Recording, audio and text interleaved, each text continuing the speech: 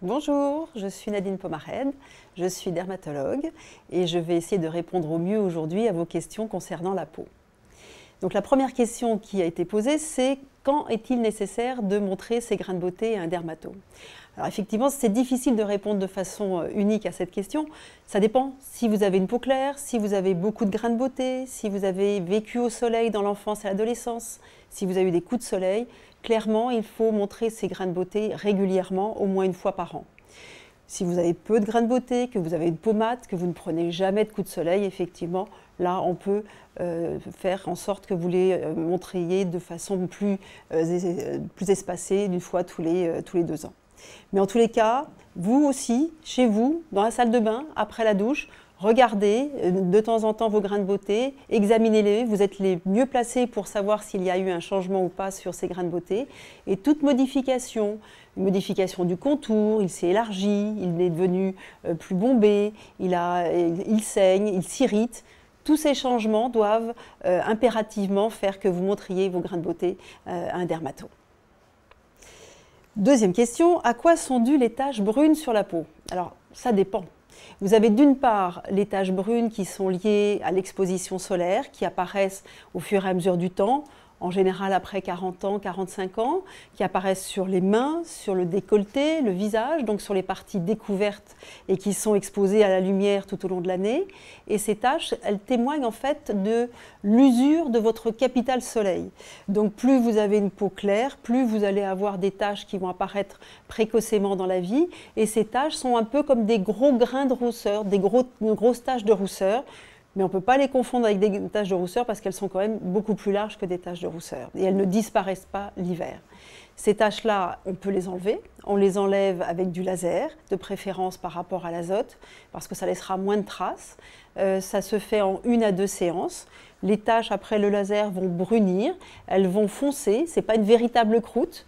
Et puis au bout de 4-5 jours, quand c'est sur le visage, ou au bout d'une dizaine de jours sur les mains ou le décolleté, les taches s'effritent, disparaissent et la peau est de nouveau sans taches. Les autres taches qui sont également, qui peuvent apparaître sur la peau, c'est ces taches qui sont en nappe irrégulière, surtout sur le visage, sur le front, autour des yeux, sur la lèvre supérieure. Ces taches brunes s'accentuent dès le mois de mars-avril du fait de la lumière et du soleil. Et ces taches, c'est ce qu'on appelle un mélasma. Lorsque ces taches apparaissent lors d'une grossesse, on parle de masque de grossesse, mais en fait, ça peut apparaître en dehors de tout contexte de grossesse. Ces taches-là peuvent être traitées seulement l'hiver, lorsque le soleil est moins présent, à partir, je dirais, de septembre jusqu'au mois de mars. Et les traitements sont longs, il faut s'y tenir si on veut faire disparaître ces taches. Ce sont des traitements qui sont avant tout des préparations dépigmentantes qui sont prescrites par le médecin. Les préparations du commerce, les sérums et autres dépigmentants sont peu efficaces sur ce type de taches. Et on encadre cette préparation dépigmentante avec des peelings superficiels et dont la répétition va permettre au fur et à mesure de faire partir ces taches. Pourquoi, après l'été, j'ai toujours une période avec de l'acné? Alors c'est vrai que la rentrée, c'est souvent aussi le signe de la rentrée des boutons. Il y a souvent des poussées d'acné après l'été, et pour une raison simple. En fait, pendant l'été, la peau s'est épaissie sous l'effet du rayonnement UV. Et donc, en fait, tous les petits microkystes qui étaient présents dans la peau ne peuvent plus sortir, ils ne peuvent plus s'enflammer. Lorsque vous rentrez de vacances, au bout de 15 jours, 3 semaines après le retour de vacances, la peau se désépaissit de nouveau et là, les boutons vont apparaître, les inflammations vont apparaître et c'est vraiment le moment où il faut anticiper. Pour anticiper, on peut mettre dès le retour de vacances des crèmes avec des acides de fruits qui vont permettre d'exfolier en douceur la peau et d'éviter ces poussées de boutons réactionnelles après l'été. Et puis consultez vite votre dermato si ces poussées deviennent très inflammatoires et gênantes. Alors, Lamia pose la question suivante, des grains de beauté, de taille et de couleur normale, ça reste à définir qu'est-ce que c'est qu'une taille et une couleur normale, qui apparaissent d'un coup et d'un seul coup, c'est normal. Alors, taille et couleur normale, je ne sais pas ce que ça veut dire, en tous les cas, s'il y a de multiples taches qui apparaissent sur la peau en même temps, probablement que ce ne sont pas des grains de beauté, mais plutôt des taches pigmentées qui sont ou le témoin d'un coup de soleil. Par exemple, un coup de soleil peut se traduire, une fois que le coup de soleil est parti, par des taches pigmentées qui signent la cicatrice en quelque sorte de ce coup de soleil. Et sinon, j'invite Lamia à consulter son dermatologue parce qu'effectivement, il n'y a aucune raison que vous ayez une efflorescence tout d'un coup de grains de beauté. Alors Hugo demande, est-ce que c'est vraiment interdit d'exploser un bouton, sauf quand il est blanc?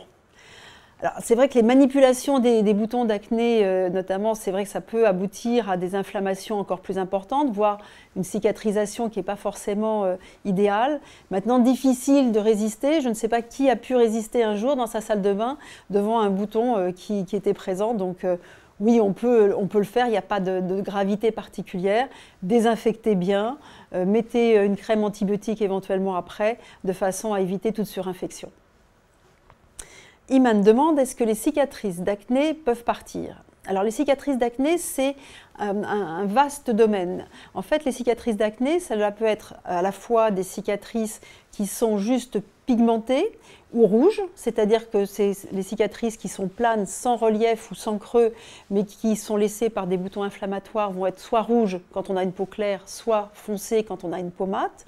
Et ces traces d'acné partent facilement avec des traitements locaux, qui sont des traitements exfoliants, voire avec des peelings superficiels qui permettent de récupérer complètement et sans trace votre peau. Ensuite, lorsque ces traces d'acné, c'est souvent le cas sur une acné très inflammatoire, sont des cicatrices un peu en creux, là il va falloir des traitements autres, notamment des traitements avec des lasers CO2 fractionnés, qui vont permettre d'abraser progressivement les cicatrices et donc de lisser progressivement la peau. Attention, ces lasers laissent, il y a un temps de cicatrisation après une séance laser, donc il faut en discuter avec votre dermato avant, mais en tous les cas, sur des cicatrices en creux, c'est ce qui va être le plus efficace. Solène demande comment faire disparaître les poches sous les yeux. Alors ça c'est compliqué parce que les poches sous les yeux c'est souvent héréditaire. Votre papa, votre maman a sûrement des yeux un peu gonflés et parfois ça peut arriver assez tôt dans la vie. En fait il s'agit d'un dépôt de graisse qui est sous la peau, du coup il peut y avoir une accentuation du cerne qui est en dessous et du creux et ça peut donner une fatigue accentuée chez certaines personnes. Le traitement est souvent chirurgical. Quand les gens sont jeunes, il faut effectivement attendre, mais c'est vrai que c'est compliqué de traiter ces poches. En tous les cas, les traitements cosmétiques ne fonctionnent pas parce que c'est un amas de graisse qui est sous la peau. Célia demande, avec le temps, mes paupières ont foncé, pourtant j'ai la peau claire, pourquoi cela? Alors, si ces paupières ont foncé, ça peut être les paupières supérieures, mais aussi les paupières inférieures. Bien qu'ayant une peau claire, elle a peut-être des antécédents dans sa famille de peau plus mate. Et c'est vrai qu'avec le temps, souvent, il peut y avoir une coloration plus foncée autour de la paupière. Après, si c'est sur les paupières inférieures, il peut s'agir aussi d'une microcirculation qui fait que la paupière inférieure devient un peu violette, notamment quand on est fatigué. Et là, on peut appliquer des sérums, notamment, qui vont favoriser, ou des crèmes, qui vont favoriser la microcirculation, que vous allez appliquer en petit tapotement matin et soir, et qui peuvent améliorer cette microcirculation et donc rendre le cerne moins violet. Ami demande, est-ce que c'est vrai que l'acné peut parfois être dû à un excès d'hormones masculines? Alors, les modifications hormonales et notamment des dérèglements hormonaux peuvent s'accompagner de poussées d'acné, effectivement. Ça peut s'accompagner également d'une pilosité qui apparaît sur des zones où habituellement il n'y avait pas de poils, notamment sur la poitrine, sur la ligne médiane de l'abdomen, et nécessite bien entendu une exploration avec des prises de sang pour vérifier effectivement qu'il n'y a pas un dérèglement hormonal. Mais la plupart du temps, effectivement, ces dérèglements sont très bien définis et on peut trouver un traitement qui permette de faire disparaître l'acné. Et ma demande, peut-on faire disparaître les vergetures? Alors les vergetures, je dirais, ça dépend. Vous avez des vergetures qui sont récentes, donc les vergetures récentes vont se traduire par des traits plus ou moins larges sur le ventre, les flancs, la face interne des cuisses, la face externe des cuisses, et qui sont des traces rouges, donc des vergetures qui viennent d'arriver, qui sont en tous les cas peu présentes depuis peu de temps. Sur ces cicatrices-là, les traitements sont plus actifs. Ensuite, lorsque la vergeture est bien installée, elle est blanche, comme une cicatrice, et surtout, elle est un petit peu en creux. Et c'est aussi ça qui gêne. Ce n'est pas seulement la couleur, mais c'est aussi ce creux. Sur les traitements qu'on peut proposer sur les vergetures, c'est d'une part des traitements locaux avec des prescriptions médicales type vitamine A acide qui vont permettre de gommer et de renouveler la peau sur cette zone-là. Également, il y a également des crèmes anti-vergetures, mais du cosmétique, qui, il faut bien le dire, sont quand même plus actives en prévention que lorsque les vergetures sont déjà bien installées. Et ensuite, vous avez des traitements qui existent. Alors, on parle beaucoup de LED, notamment de LED orange, qui ont une action pour cicatriser et améliorer ces cicatrices, ces vergetures, même sur des vergetures anciennes, et aussi des traitements laser, des traitements de stimulation, comme les infrarouges, comme la radiofréquence, qui permettent de stimuler la synthèse de collagène et de rendre la vergeture moins présente. Je n'ai plus de questions. Et je n'ai plus d'écran non plus. Donc j'attends vos questions. Alors, les ventouses anticellulite sont-elles efficaces? Sinon, quel remède anticellulite? Alors, la cellulite, c'est vraiment un problème qui existe quasiment chez toutes les femmes, même les plus minces, qui est vraiment symptomatique des femmes. 85%, on estime que 85% des femmes présentent de la cellulite. Et les traitements anticellulite sont souvent décevants, en tous les cas. C'est vrai que les femmes ne savent pas forcément quoi faire devant la cellulite. Alors, la cellulite, c'est un tout. C'est d'une part, en fait cet aspect de peau d'orange qu'on voit sur les cuisses notamment, qui est lié à la fois, elle est fibreuse, mais elle tient compte aussi d'une rétention d'eau qui est souvent associée. Et les crèmes anticellulites fonctionnent. Si elles ne fonctionnent pas si mal que ça, seulement il faut les appliquer. Et il faut les appliquer régulièrement et pas seulement à partir du mois d'avril-mai, mais aussi toute l'année, parce que la cellulite, c'est un phénomène récurrent tout au long de l'année. La cellulite, c'est aussi un problème lié à l'alimentation, donc avec une alimentation qui sera peu riche en sucre, justement pour avoir un effet moins de rétention des sucres au niveau de la cellule adipeuse, et aussi avec des aliments qui vont être riches en chrome, parce que le chrome va permettre de déstocker cette cellule adipeuse qui a stocké les graisses et de relisser la peau.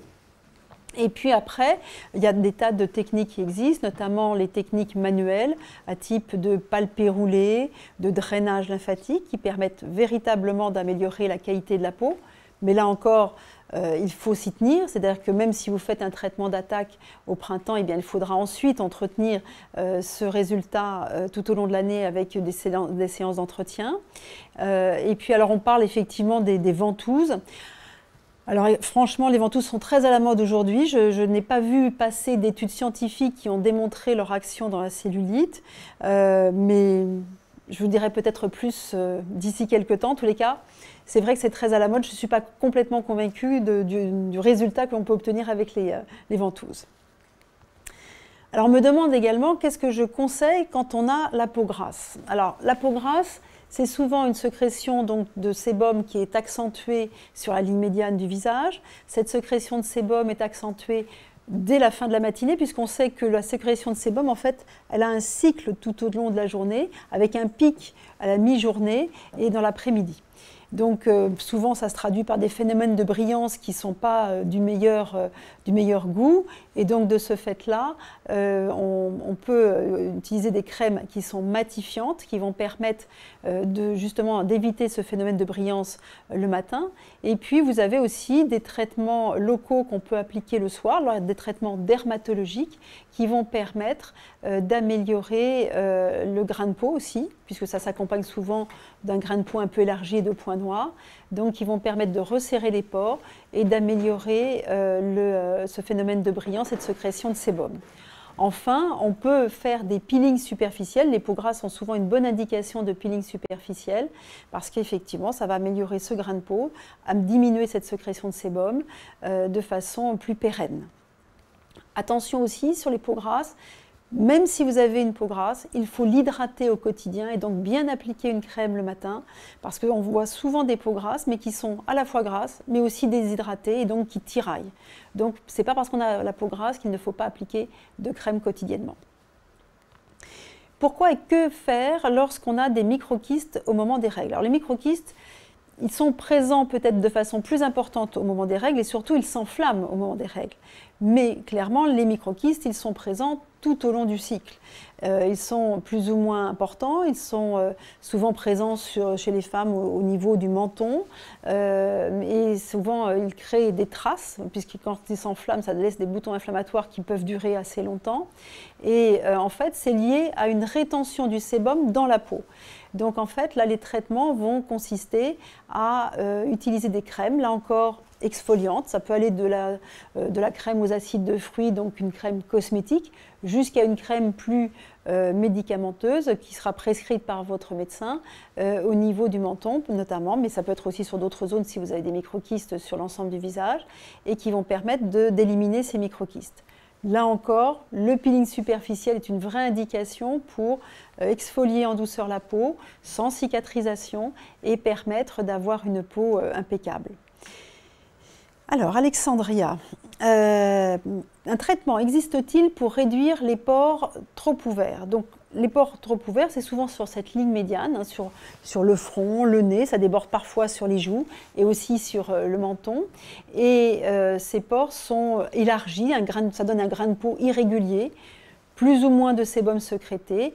Et là encore, eh bien, les crèmes avec des acides de fruits vont permettre de resserrer ces pores, voire avec des crèmes avec de la vitamine A acide, lorsque vraiment on a une présence d'un grain de peau très élargi, très irrégulier, et qui va s'accompagner donc des peelings superficiels. Si on veut avoir à terme un grain de peau régulier, il faut compter entre 3 et 5 séances de peeling superficiel pour obtenir une amélioration au niveau des pores dilatés des grains de peau. Alors Guillaume demande s'il est utile de sécher les boutons d'acné avec du dentifrice ou est-ce un mythe? Alors oui, ça c'est un truc on voit souvent des patients qui vous en parlent.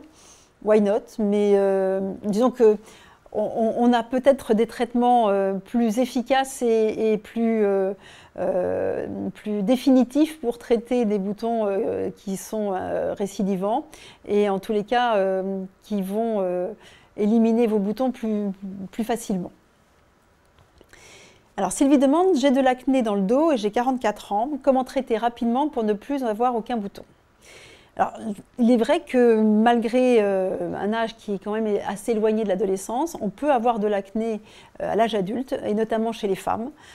Beaucoup de femmes ont encore de l'acné à l'âge adulte, alors sur le visage bien sûr, mais aussi sur le dos ou le décolleté. Les traitements sont à peu près des traitements médicaux, sont des traitements qui sont à la fois des traitements locaux qui vont sécher et qui vont enlever les poussées inflammatoires, mais aussi des traitements par voie orale qui peuvent aller du zinc, qui est un séborégulateur, parce que souvent les poussées d'acné augmentent lors des règles.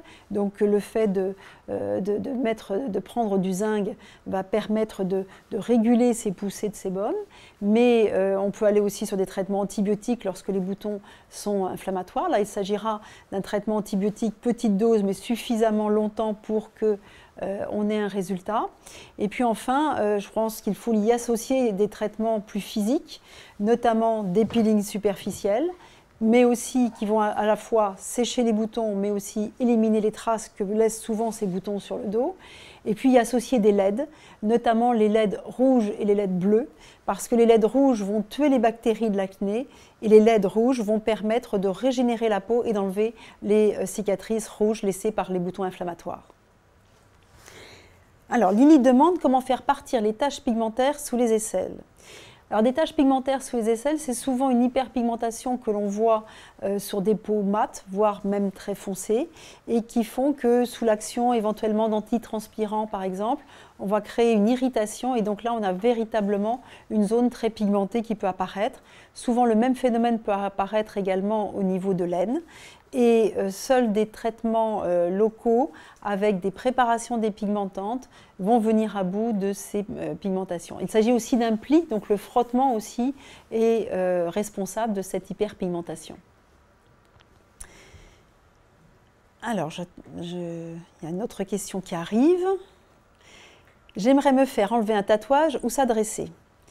Alors, les tatouages, il y a 25 à 30% des jeunes occidentaux qui sont tatoués aujourd'hui. Et la demande de détatouage a augmenté augmente aujourd'hui de 30% par an. C'est-à-dire que on s'est fait faire un tatouage, finalement il ne correspond plus, ou il a mal vieilli, et bref, on veut s'en débarrasser. Sauf que quand on veut s'en débarrasser vite. Et le problème, c'est que jusqu'à maintenant, les techniques de laser de détatouage imposaient un rythme assez lent. C'est-à-dire qu'en fait, on devait faire des séances tous les 2 mois, attendre la bonne cicatrisation entre ces séances avant de recommencer, et au moins une dizaine de séances. Ce qui fait que pour enlever un tatouage, il fallait au moins 2 ans de traitement. Les choses ont changé récemment avec l'apparition d'un nouveau laser qui est vraiment un laser picoseconde, donc extrêmement rapide puisque les impulsions sont l'ordre d'une milliardième de seconde. Et ce type de laser permet effectivement d'une part de traiter vite, puisqu'en fait l'espacement entre 2 séances est de 15 jours à 3 semaines, de traiter toutes les couleurs de tatouage, parce que là aussi il y avait un vrai problème, c'est-à-dire que par exemple les bleus verts, les turquoises étaient très difficiles à faire partir. Là, ces nouveaux lasers Picoway permettent d'enlever tous les tatouages, toutes les couleurs de tatouage, et de ne laisser aucune cicatrice, parce que parfois vous aviez une espèce de tatouage fantôme qui persistait. Là, avec le laser Picoway, vous n'avez plus ce phénomène. Donc, on peut les enlever plus vite, on peut enlever toutes les couleurs grâce à ce nouveau type de laser Picoway. J'ai un zona, c'est douloureux, pourquoi? Que faire? Alors d'abord, que faire? Il faut aller vite parce que lorsque le zona apparaît, donc ce sont des petites... d'abord, ce sont des brûlures, des sensations de pincement qui apparaissent vraiment sur un hémicorps. Ça peut être vraiment un hémithorax, ça peut être aussi sur le visage, ça peut être sur n'importe quelle partie du corps.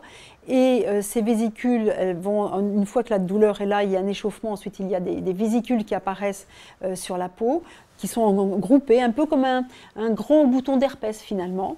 Et il faut aller vite parce que lorsque les lésions apparaissent, des traitements existent, des antiviraux existent. Il y a une molécule de référence, c'est l'aciclovir, qui permet de sécher d'une part ces vésicules et d'autre part d'enlever les douleurs.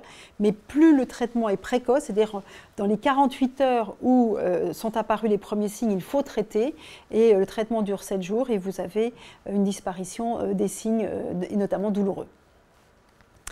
Claire demande si on peut lui dire quelles sont les solutions, selon moi, pour traiter le psoriasis. Alors là aussi, c'est une vaste question parce que le psoriasis, on pourrait parler d'épsoriasis, ça dépend s'il y a juste une plaque isolée au niveau des coudes et des genoux, s'il y a beaucoup plus de plaques.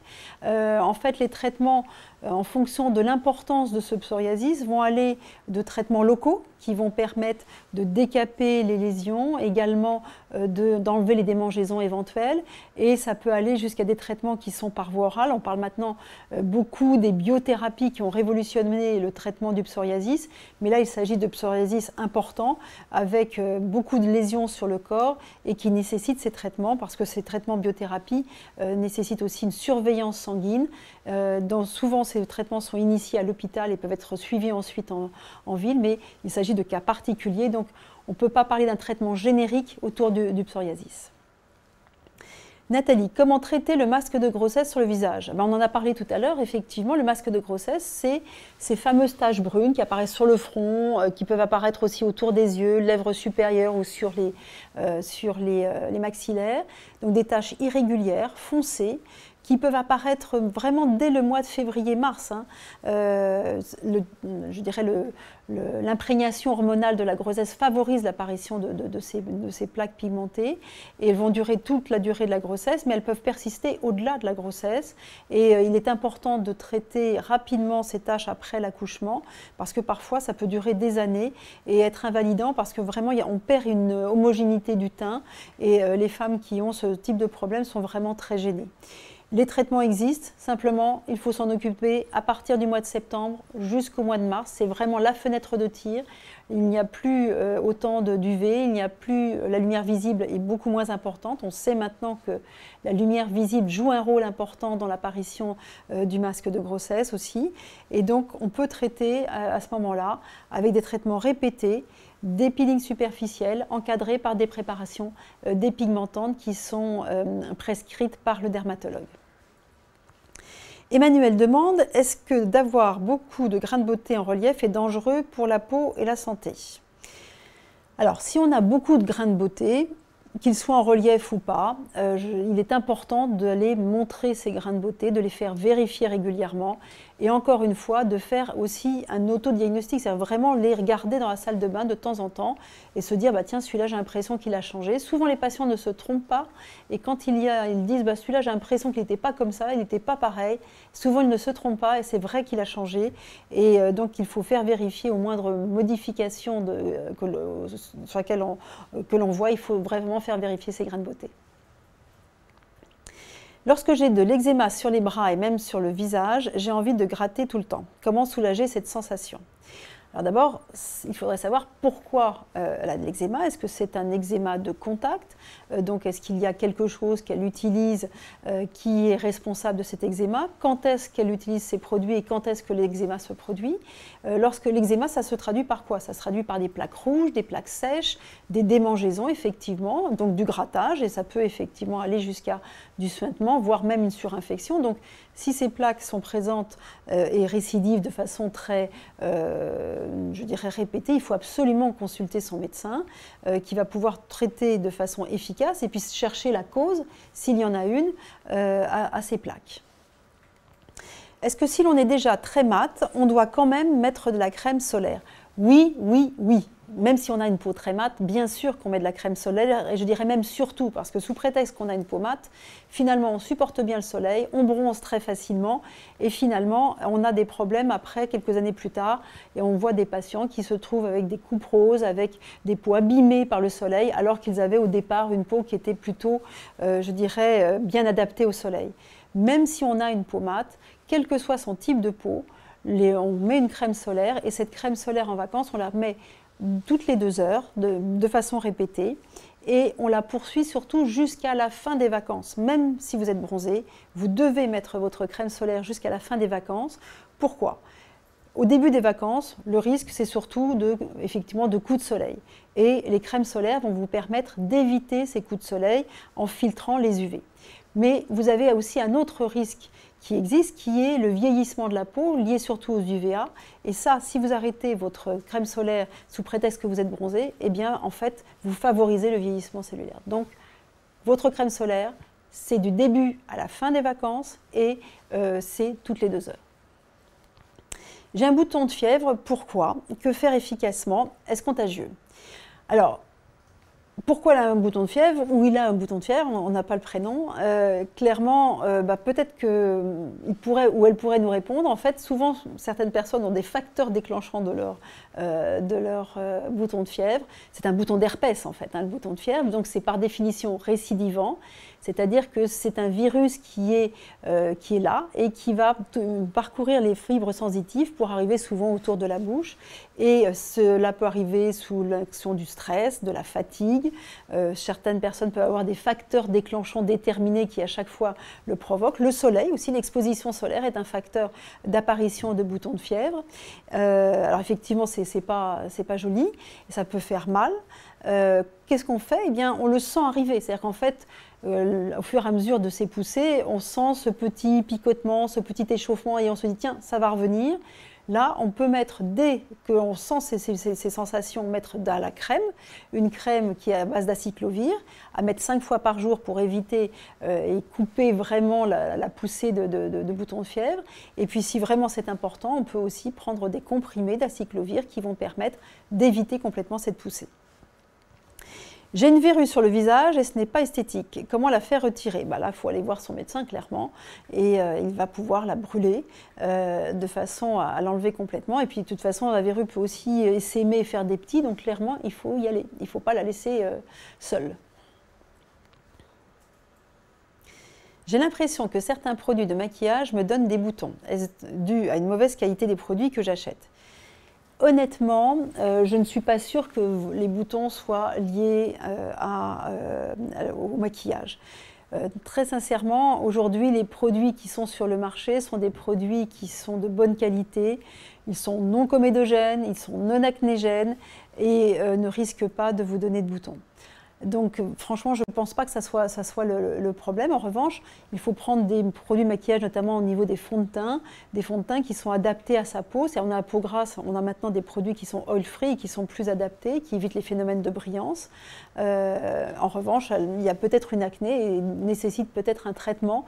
En tous les cas, moi, personnellement, je recommande même à mes patients de se maquiller lorsqu'ils ont de l'acné parce que ça permet d'attendre que nos traitements soient efficaces. Nos traitements ne sont pas efficaces rapidement et le fait de mettre un maquillage permet au quotidien d'avoir une qualité de vie meilleure et d'oublier un peu ces boutons. Donc moi je suis pour le maquillage, ça protège également des UV en ville, donc on peut mettre du maquillage, en tous les cas ce n'est pas ça qui va abîmer votre peau, qui l'empêche de respirer ou qui provoque des boutons. Diana demande comment enlever complètement les points noirs. Alors ça c'est du boulot. Les points noirs, en fait, ce sont souvent sur la limite d'âme, bien sûr, parce que c'est là qu'on a des pores les plus dilatés, c'est là que la sécrétion de sébum est la plus importante. Et donc, en fait, le point noir, c'est l'oxydation du sébum avec l'air libre. Donc, comment les enlever? Là, c'est vraiment des traitements locaux, des traitements exfoliants qui vont permettre, s'ils sont appliqués régulièrement, de les faire partir.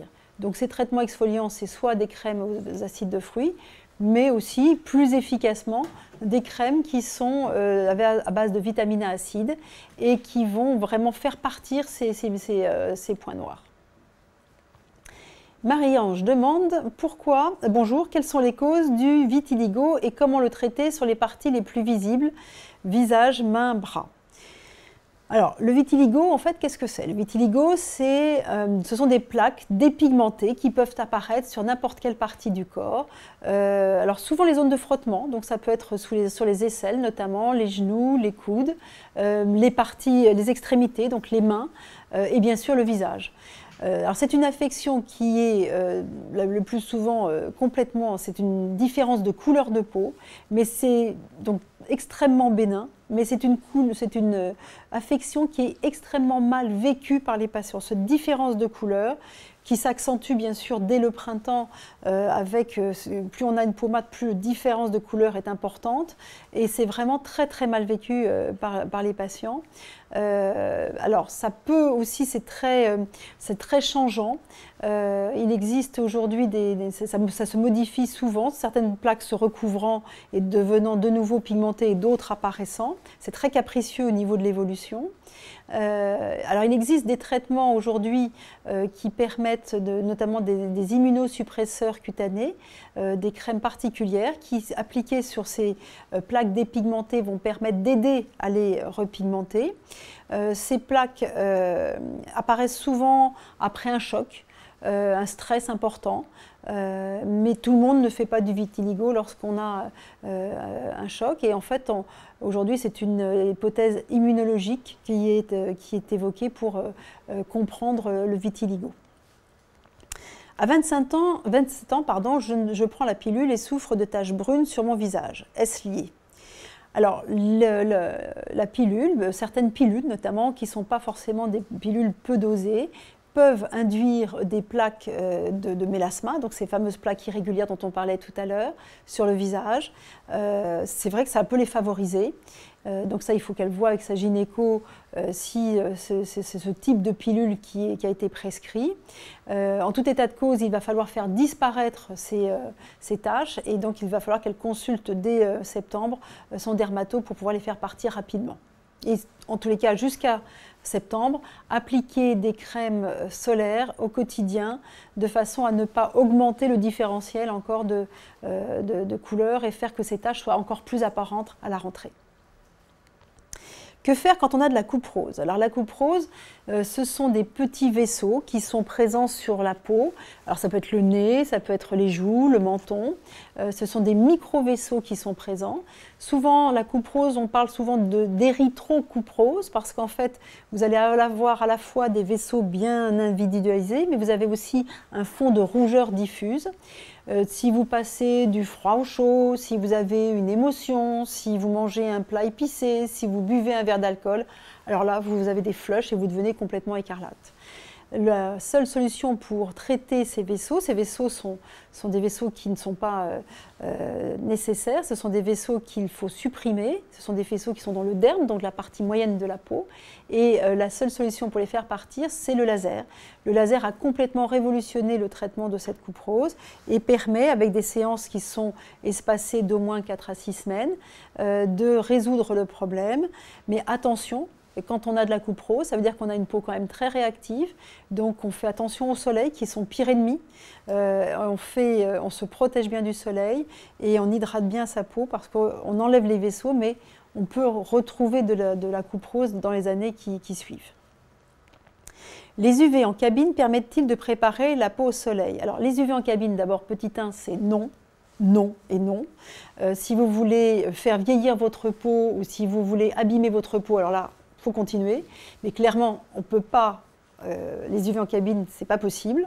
Et en ce qui concerne une préparation éventuelle au soleil, c'est faux. Donc les UV en cabine ne préparent pas la peau au soleil. Là, je suis catégorique, mais là, franchement, les UV, ce n'est pas possible. Alors, Mohamed demande comment faire disparaître les champignons des ongles. Alors, les champignons des ongles, c'est souvent sur les gros orteils, c'est souvent extrêmement long à faire partir, ça nécessite vraiment un traitement d'au moins, notamment sur le gros orteil qui est l'ongle qui se renouvelle le moins vite parmi les 20 ongles que l'on a. Il faut un traitement qui dure presque une année avec des vernis à appliquer une fois par semaine anti-champignons, plus éventuellement des traitements par voie orale si toute la totalité de l'ongle est atteinte. Kika demande, j'ai des grains de mylium, comment les faire enlever? Alors, les grains de mylium, ce sont des tout petits microquistes en fait, hein, c'est souvent sur les pommettes qu'ils apparaissent. Alors, il peut y avoir d'une part des produits de nettoyage ou des crèmes qui ne sont pas adaptés et qui peuvent favoriser aussi ces grains de mylium. On peut les faire partir d'une part avec des crèmes, là encore, qui vont exfolier la peau, mais il faut y aller doucement parce que souvent ils sont situés sur ces zones un peu fragiles, donc il ne faut pas des crèmes qui irritent trop la peau. Et puis on fait des nettoyages de peau dermatologiques qui vont permettre d'ouvrir un par un tous ces petits microquistes et de les faire partir. Chris a besoin... Attendez, j'arrive pas à lire la question. A besoin la peau pour garder sa tonicité et lutter contre les rides sur le visage à 40 ans. Bon, bref, il veut savoir comment on fait pour garder sa tonicité et lutter contre les rides sur le visage, c'est ça? En gros, c'est ça. Donc en fait, alors 40 ans, ça va, la peau est encore tonique quand même. Comment faire qu'on protège mieux, qu'on ait un capital peau qui soit optimisé? Alors d'une part, une bonne hygiène au niveau d'une bonne routine de nettoyage de son visage, avec des produits nettoyants matin et soir, même si on ne se maquille pas, l'application de crème matin et soir sur le visage, avec des produits qui sont adaptés. 40 ans, on peut commencer à utiliser des produits, des crèmes qui contiennent des actifs contre le relâchement, mais aussi anti-rides, la vitamine C, de l'acide hyaluronique, des acides de fruits, qui vont permettre d'entretenir au quotidien sa peau. Et puis bien sûr, une belle peau, ça veut dire aussi, une peau tonique, ça veut dire aussi une peau qui est bien alimentée, donc une alimentation saine, avec peu de graisse, notamment des graisses saturées, et riche en fruits et légumes, parce que les fruits et légumes sont riches en vitamines et en oligo-éléments, qui sont des antioxydants, qui vont permettre à la peau de lutter mieux contre la pollution, contre le soleil, et donc de moins vieillir. Et bien sûr, on se protège du soleil. Enfin, on évite la cigarette, parce que là aussi, c'est après la peau, après le soleil, la cigarette, c'est très clairement l'ennemi numéro 2 de votre peau. Et puis, bien sûr, on n'abuse pas du soleil. Alors, j'ai des trous profonds sur le visage dus à une acné sévère. J'ai déjà fait des peelings à l'acide chez le dermatologue, mais ça n'a pas fonctionné. Existe-t-il d'autres solutions? Alors, s'il y a des trous profonds, ça veut dire des cicatrices, souvent les cicatrices d'acné, des cicatrices qu'on appelle en pic à glace, c'est-à-dire des cicatrices peu larges, mais très profondes. Donc, d'abord, il faut être clair dès le début, on n'aura pas une disparition de toutes les cicatrices. On aura une amélioration, celles qui seront les moins profondes, on peut avoir une disparition, celles qui sont en pic à glace, on aura une amélioration. Les traitements avec les peelings à l'acide, alors je ne sais pas quel acide a été utilisé, mais si ce sont des peelings superficiels, clairement c'est largement insuffisant. Des peelings moyens éventuellement, en tous les cas le traitement de choix c'est le laser CO2 fractionné qui va permettre véritablement de lisser, de stimuler la synthèse de collagène et d'avoir un résultat. Mais là encore, pas de promesse qu'on ne peut pas tenir, on aura une amélioration mais sûrement pas une disparition. Pourriez-vous me dire quelles seraient les causes et les solutions pour lutter contre l'eczéma atopique du nourrisson? Alors l'eczéma atopique du nourrisson, c'est en fait un eczéma constitutionnel qui apparaît dans les 3-4 premiers mois de vie, qui se traduit par des plaques notamment sur le visage et qui va évoluer jusqu'à l'âge de 2 ans en principe, avec aussi au niveau des plis sur le corps, par poussée. Donc l'eczéma atopique, c'est vrai qu'il faut d'abord hydrater au quotidien tout le temps la peau et puis aussi le traitement avec des crèmes avec de la cortisone. Il ne faut pas avoir peur des crèmes qui contiennent de la cortisone, elles sont nécessaires au bébé pour qu'il puisse vraiment être soulagé et avoir des plaques qui disparaissent. L'acide hyaluronique, est-ce sans danger? Y a-t-il des effets secondaires? Alors l'acide hyaluronique, je suppose que on parle de l'acide hyaluronique en injection, puisque l'acide hyaluronique est le produit de comblement aujourd'hui le plus utilisé. L'acide hyaluronique est utilisé parce qu'il est résorbable, dégradable, non allergisant, que l'acide hyaluronique est une molécule qui existe normalement dans la peau. La peau est un des organes les plus concentrés en acide hyaluronique. Et aujourd'hui, l'acide hyaluronique permet de restaurer un volume perdu, de combler une ride, un pli, de réhydrater aussi la peau sur des zones des peaux qui sont un petit peu, qui manquent un peu de tonus, ça permet de les repulper. Donc en fait l'acide hyaluronique existe sous des formes de gel plus ou moins épais et permet véritablement d'améliorer en toute sécurité les qualités de la peau.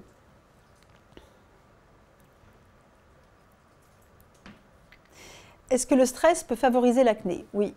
Le stress favorise l'acné. Le stress est un des facteurs qui peut effectivement faire que la glande sébacée produit plus de sébum. Ce sébum, du coup, va pas pouvoir s'évacuer complètement à la surface de la peau, donc va s'accumuler. Il va y avoir un microkyste, une inflammation, et donc, effectivement, le stress fait partie des possibilités, des causes possibles d'acné, au même titre que les variations hormonales, le manque de sommeil, également la nourriture, parce qu'on n'en a pas parlé, mais c'est vrai qu'aujourd'hui, il y a de nombreuses études qui montrent qu'il y a un rapport possible entre l'acné et l'alimentation. C'est un des questionnements obligatoires aujourd'hui lorsqu'on a en face de soi quelqu'un qui a de l'acné. On regarde si effectivement on demande, on questionne sur son alimentation, beaucoup de produits laitiers ou une alimentation riche en sucre rapide, ça peut provoquer, ça peut induire ou entretenir une acné. Alors c'est la dernière question. J'ai la peau mate. Comment enlever les taches d'hyperpigmentation d'acné? Je suppose que c'est ça la question. Donc en fait, effectivement, sur une peau mate, on va avoir des taches qui vont pas être...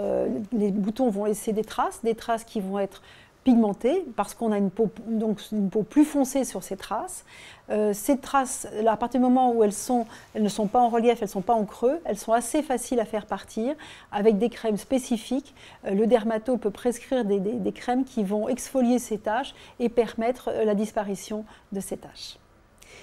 Au revoir, je crois que c'est maintenant le temps de se dire au revoir, c'est terminé, plus de questions, j'espère avoir répondu au mieux à vos questions et je vous dis à très bientôt sur Doctissimo. Au revoir.